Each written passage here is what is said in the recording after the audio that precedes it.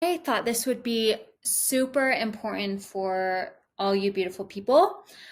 We are living in a time where the world has never experienced something like this before. And a lot of us are reacting on fear, whether it's due to COVID-19, quarantine, social distancing, and restrictions, or whether it's the economy. So I really wanted to discuss how we can shift from that fear. And so I want to introduce to you some foods that can help with that, as well as some physical things that you can do. So when we think of fear, we we know that it comes from something that has occurred in the past before. And a lot of our fear comes from maybe traumatic experiences or a reoccurrence of something over and over again. So, for example, when we are in a relationship and we are arguing about something and something triggers us from that relationship and we react out of anger with tons of words, just pushing all of our anger onto the other person. So that is the flight mode. So flight was really important for humans when we came across a predator and we knew we were able to take them down. They were smaller than us, maybe weaker than us, and we were able to fight. The next reaction to fear is the flight mode. When you are in a relationship, and taking this analogy again, and something comes up and you get triggered and you just flee the scene. You don't want to be around that person or that situation, and you just leave without any communication. So this was really important for us when we weren't able to fight off that predator, when it was too strong for us. We were able to tense up and just book it and run.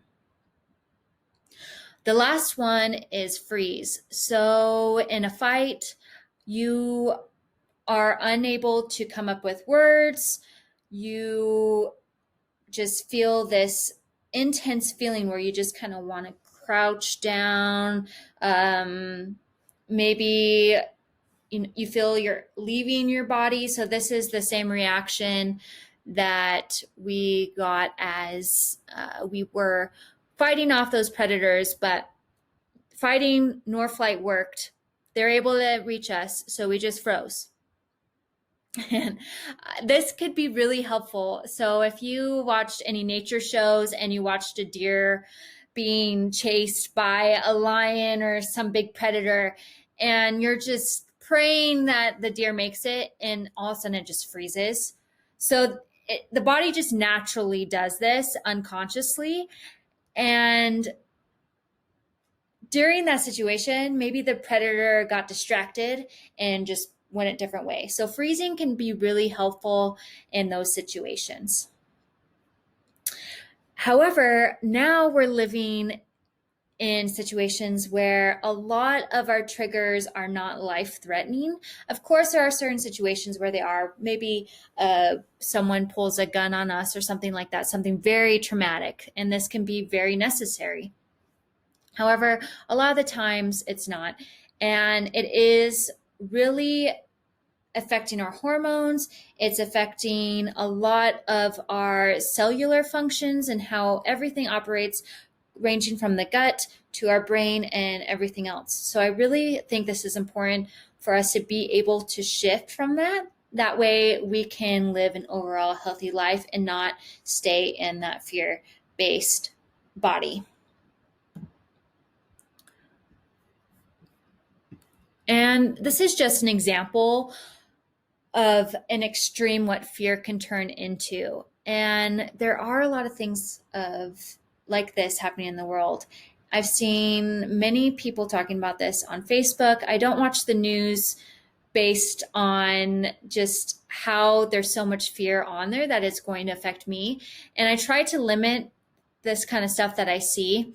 However, this was actually posted by my mentor. And so I thought I would demonstrate this to you guys, that a lot of us are living in so much fear that we are unable to react from that in a healthy manner. And so it just really comes up in really destructive ways. And this may not be happening inside you, but of course, any small amount of information can help you and maybe helping others know these tools.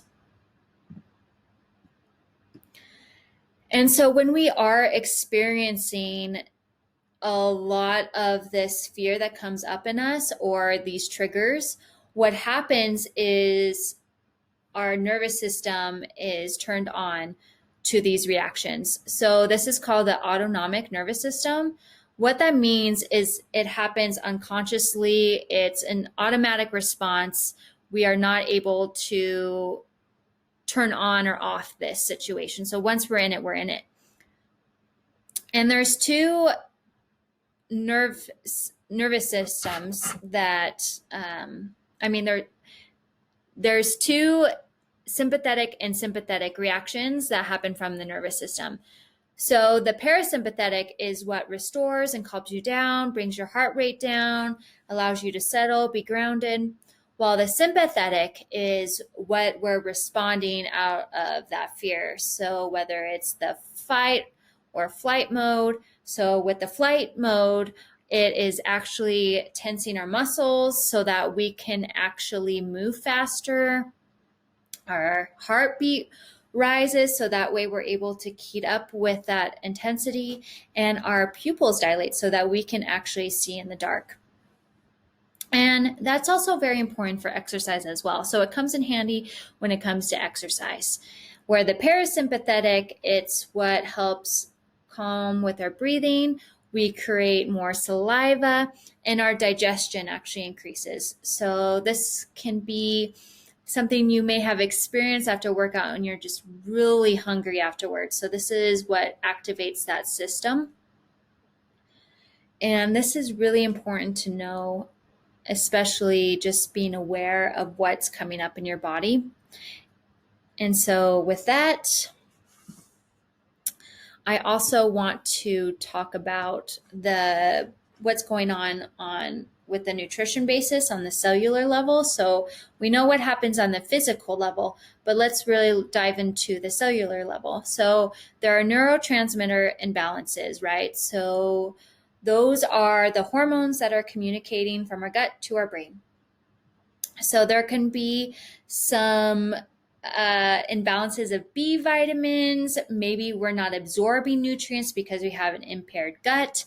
Maybe we have leaky gut syndrome. So a lot of nutrients are just going out and not being absorbed properly.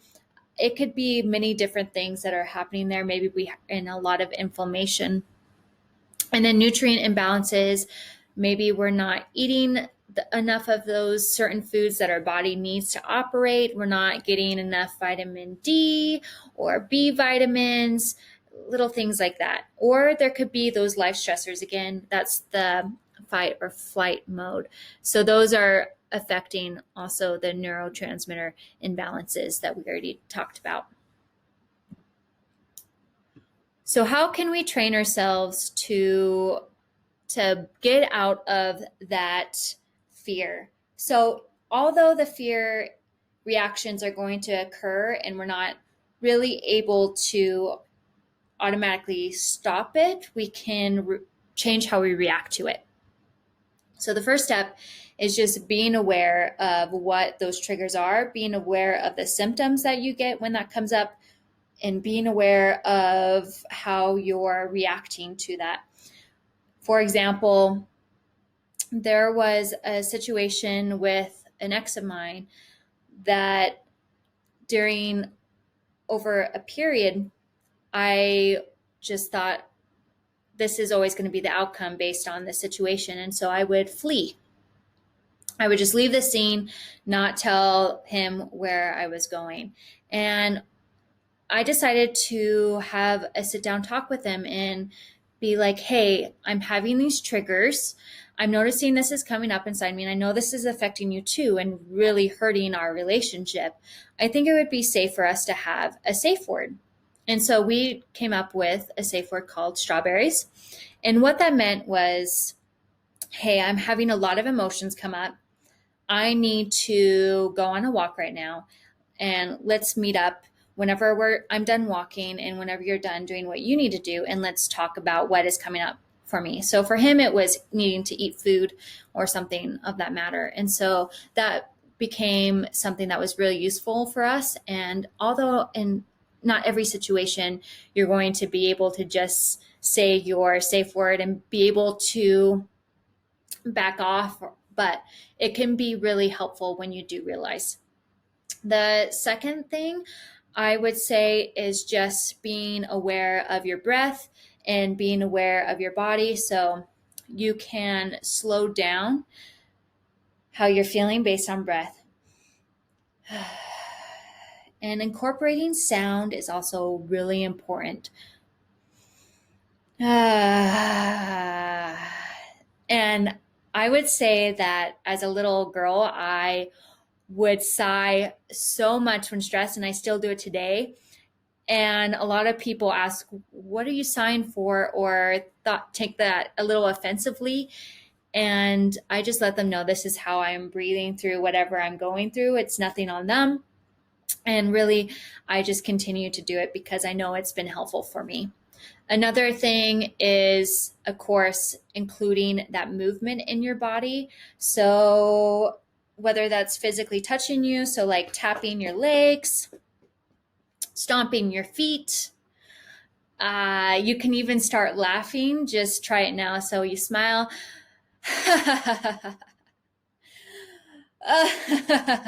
Even if it's forced, right? You can feel the vibration in your belly. And sometimes eventually real laughter comes up after that. And then maybe it's just like scratching, tickling, whatever it is, to just be more present with your body. Another way I would also incorporate after this, so this would be the third thing, would be exercise. So exercise is really important. Prayer. So prayer is just kind of being more aware, maybe giving your power over. It doesn't necessarily need to be religious. It could be even something that you want to bring in. And so any form that works for you. Let's see. Oh, yes. Practicing to say no. It can be really helpful to help with this fear response. And I learned this with some training with practicing with saying no. So I had a partner. I had several partners actually, and they had us practice just saying no, no matter what they asked. So maybe it was like, hey, do you want to go on this super fun vacation with me? And I'd be like, no. Even though it was so hard to say no, I would say no.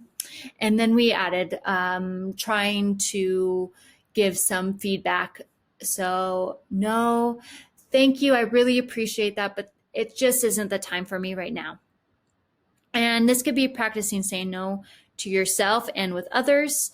And another practice was just experiencing what that boundaries would be like. So stop means that person needs to stop moving, come closer to me, or move backwards. And so you could just feel what that distance between each other is, what it feels like to be close. So that's another way to practice boundaries.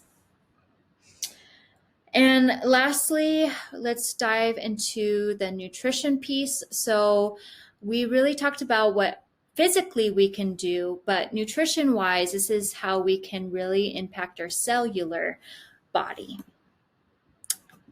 I talked about the lack of nutrients in the body when we are really imbalanced. And so superfoods are the foods that I like to look at having the most abundant vitamins and minerals. So these aren't your exotic superfoods that people are raving about that are full of antioxidants. These superfoods are going to be any foods that you can find at the store. And what they are providing a lot of proteins for your genes. So the vitamins and minerals are the building blocks, the proteins to help those genes form and to function. So these foods that have been scientifically studied are chickpeas and legumes, nuts and seeds, so sunflower seeds and sesame seeds, and then sea vegetables, which could be algae. It could also be the seaweed, wakame, or any like seaweed salad, things like that. And on top of the superfoods, I want to reflect back on the gut health. And so gut health, right, is where our hormones are being released to talk to our brain, those neurotransmitters. And we really need to focus on the stress first, because if we are incorporating a healthy lifestyle but not focusing on the stress, it's not going to be doing much good for us. So stress hormones are released in the gut.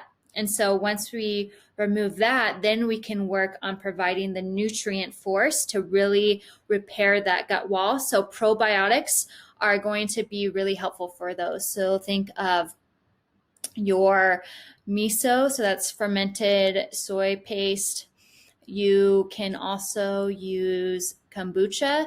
I like to use homemade because it has less sugar. You can have yogurt. I like Greek yogurts or Bulgarian yogurts, things like that. Also, you can have sauerkraut and kimchi. Kimchi is really spicy. There's different forms of kimchi. You can find them at the store if you want, or if you want to make your own, that's an option too. Aged cheese and meats also have some probiotics as well. And then your prebiotics. So these are the foods that are going to help feed those foods, or that feed those bacteria, I meant to say, and those are going to be found in a lot of vegetables and fruits. So green bananas, artichokes, asparagus, and things like that. So if you want a further list, I recommend you just Google it. And I want to thank you, and I would love to hear any feedback or questions that you may have. Thank you.